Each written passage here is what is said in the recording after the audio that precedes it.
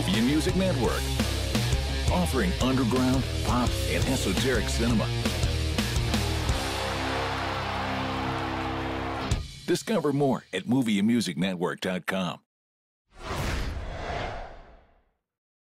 Stephen Hawking is studying to be a physicist when he falls in love with a student named Jane. Hello. Hello. Science. Art. But when he is diagnosed with a debilitating illness, his life is forever altered. I want us to be together for as long as we've got, and if that's not very long, well, then that's just how it is. But the power of love unlocks one of the most brilliant minds of the 20th century in The Theory of Everything. Hi, I'm Aaron, and I'm here with Salim and Leah, and we're going to talk about The Theory of Everything, the biopic about Stephen Hawking. We've all just seen it. Salim, what did you think? I thought this movie was fantastic. It's inspiring. It's really a journey. It's a journey about Stephen Hawking as he goes through getting sick, before he gets Lou Gehrig's disease and then afterwards. But it's not really just about Stephen Hawking. It's really about Stephen Hawking and his wife, Jane Hawking. It's it's based off of the memoir that she actually wrote. Mm-hmm. So we see not just how difficult it is for Hawking going through this condition, but how difficult it is for Jane. Not just in terms of her accepting that he has this condition, but just how difficult it is through the entire course of their time together, where maybe by the end of it she realizes maybe she bit off a little bit more than she could chew. Yeah, it actually ends up being less of a biopic than I thought it was going to be. It was like a love story, a multifaceted drama with lots of interesting and very unique and realistic characters, lots of layers to them. I thought it was very compelling. I think it's when you're telling the story about some genius that's stricken with some fatal illness, mm-hmm. and that kind of subject matter is ripe for melodrama and oversaturation of saccharin, right? And it had some, but it was strategic. Exactly. The writer and the director did a really good job of taking weepy material that was, mm-hmm. three hanky material and pulling back and the way that they did that, which I thought was really smart, was moving the couple's relationship to the center of the story. Exactly. And by making it about their relationship, you make them human, you make them flawed, and you make them relatable like the rest of us. The fluorescence in the washing powder is caught by the UV light.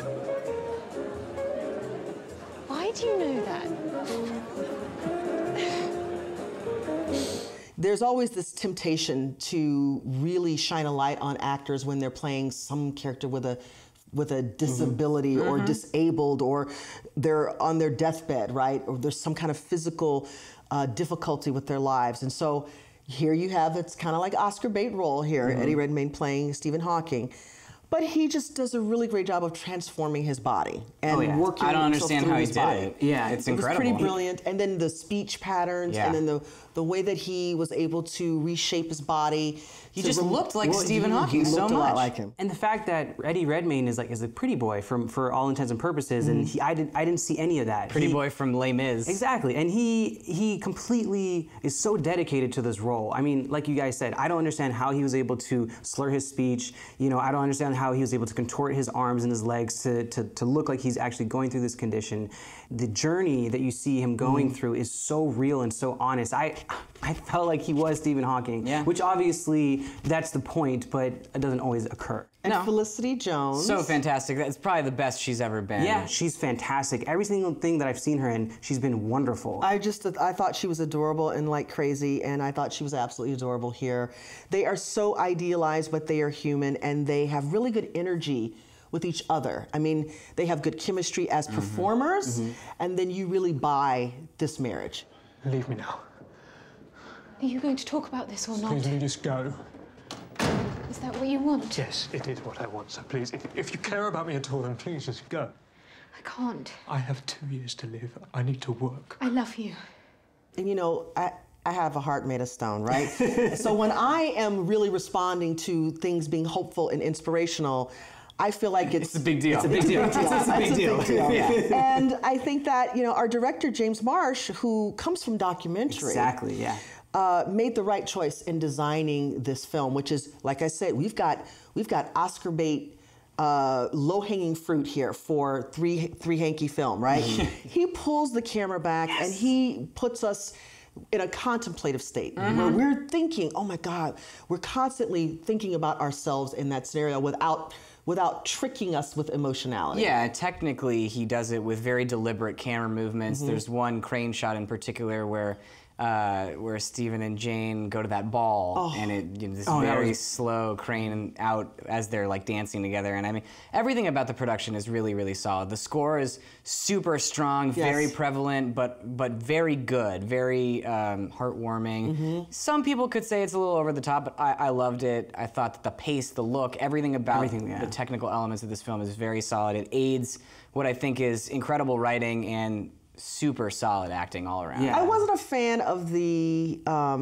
fake home movies. You know, I love those. I wasn't crazy about those. I felt like they were. I mean, I get that we're expediting the plot and moving things along in this journey. I get that, but for me, I mean, that's perhaps part of Marsh's dedication to documentary. Like, we're going to really ground this in reality by showing what we would think would be home movies, but I don't know. You gotta pass time somehow, but yes, you're right. It felt a little artificial. But it felt right for the movie, especially considering that we're following his journey. And I felt like we needed to have this documentary feel so we could see incrementally how he's changing. Not just him, how him and Jane are changing. And I agree with you so much. I love that they pulled the camera back because we were able to see him be Stephen Hawking. It was a surprise hit on all fronts. I agree. Yeah, he was firing on pretty much all cylinders. The Theory of Everything is inspiring, moving, and ultimately a bit bittersweet, but it's got a juggernaut performance from Eddie Redmayne. A definite see it. Like The Atom, The Theory of Everything is really small and compact, but it has big bang inspiration. See it. The Theory of Everything is one of the surprise hits of the fall. It was unexpectedly touching and beautiful, so I say see it. Cheers. Cheers. Here's to love. I liked it.